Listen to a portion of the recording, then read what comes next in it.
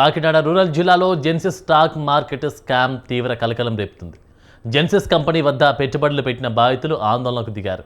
సుమారు 3,000 మంది దాదాపు 400 కోట్లు పెట్టుబడి పెట్టినట్టు తెలుస్తోంది.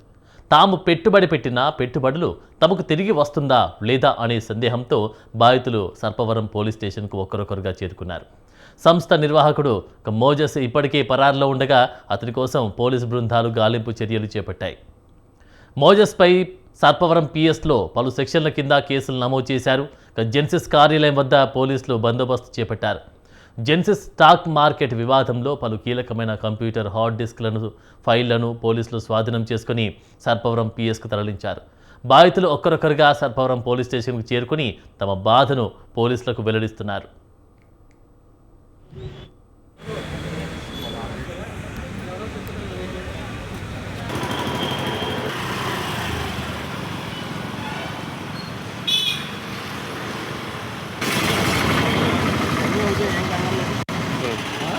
మాకు వార్త ఉండాలి కదా కంటిన్యూషన్.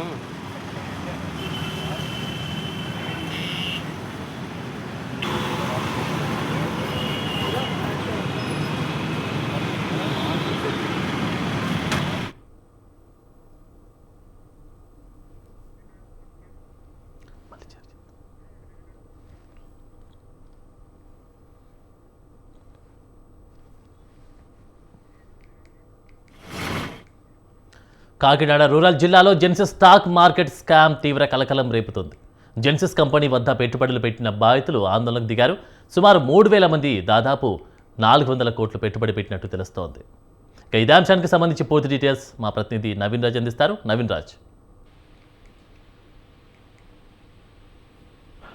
డిపాజిట్ దారులకి కుచ్చుటోపి పెట్టిన జెన్సిస్ స్టాక్ మార్కెట్ కంపెనీ వద్ద అయితే కనుక రెండో రోజు కూడా ఆందోళన అయితే కొనసాగుతున్న పరిస్థితి ఉంది. ఎవరైతే డిపాజిట్లు చేశారో వారంతా కూడా బాధితులంతా కూడా నిన్నటి నుంచి కూడా ఆ కార్యాలయం వద్ద నిరసన వ్యక్తం చేస్తూ మా డిపాజిట్ మాకు ఇప్పించండి అని చెప్పేసి అయితే ఆందోళన అయితే వ్యక్తం చేస్తున్న పరిస్థితి ఉంది. దీని మీద అయితే కనుక సర్పవరం పోలీసులు ఇప్పటికే దీని మీద పలు సెక్షన్ల కింద కేసు అయితే నమోదు చేశారు.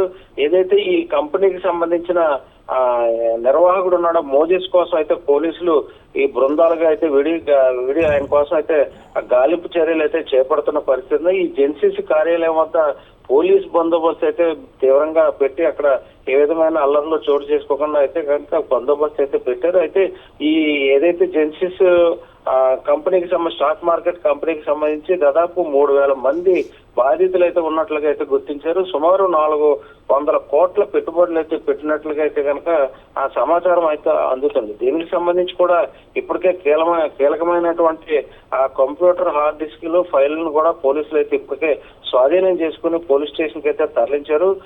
దీంతో ఇప్పటికే పోలీసులకి సంబంధించి బాధితులందరూ కూడా ఒక్కొక్కరుగా పోలీస్ స్టేషన్ కి వెళ్ళి వారు బాధనంతరం కూడా వెళ్ళగొక్కుంటూ ఫిర్యాదులు కూడా చేస్తున్నారు. మాకు న్యాయం చేయండి, మేము పెట్టిన పెట్టుబడులకి వచ్చేలాగా మాకు ప్రయత్నం చేయండి, మాకు దిక్కు లేదు పరిస్థితులు కూడా తోడు చేసుకున్నాయి, రోడ్డు మీద పడిపోతాం అని చెప్పేసి బాధితులందరూ కూడా ఆందోళన అయితే వ్యక్తం చేస్తున్నారు. ఒక్కొక్కరుగా పోలీస్ స్టేషన్ కి వస్తున్నారు. మరోవైపు ఈ కంపెనీ వద్ద కూడా ఉదయం నుంచి కూడా పడిగాపులు కాస్తూ ఆ నిర్వాహకులు ఎవరైనా వస్తారో మాకు న్యాయం చేస్తారో అన్న కోణంలో అయితే కనుక బాధితులందరూ కూడా ఆందోళన వ్యక్తం చేస్తున్న పరిస్థితి ఉంది. ఆనంద్, దీనికి సంబంధించి పోలీసులు ఏమని సమాధానం చెప్తా ఉన్నారు నవీన్ రాజ్? ఆనంద్, అంటే దీనికి సంబంధించి ఇప్పటికే కేసు అయితే నమోదు చేశారు. అటు ఎవరైతే నిర్వాహకుడు ఉన్నాడో ఈ నిర్వాహకుడు సంబంధించి కూడా ఎక్కడున్నాడు ఏంటనే దానికోసం కొన్ని బృందాలుగా కూడా పోలీసులు అందరూ విడిపోయి అతన్ని పట్టుకోవడం కోసం అయితే ప్రయత్నం చేస్తున్నారు. అయితే ఈ బాధితులని అందరినీ కూడా నమ్మించి నట్టేట్టు ముంచేశాడు. కోట్లాది రూపాయలను అయితే ఈయన సేకరించాడు. బాధితులకి న్యాయం చేసే విధంగా మేము ప్రయత్నం చేస్తాము. ఆ బాధితులు ఎవరు కూడా ఆందోళన చెందొద్దు, ఎవరు కూడా ఏ విధమైన చర్యలకు కూడా పాల్పడొద్దు, మేమైతే కనుక న్యాయం చేస్తామనేసి చెప్తున్న పరిస్థితి ఉంది. ఆనంద్, నవీన్ రాజ్, మరి ఈ యొక్క బాధితులు ఎంతమంది ఉండొచ్చు అంటారు?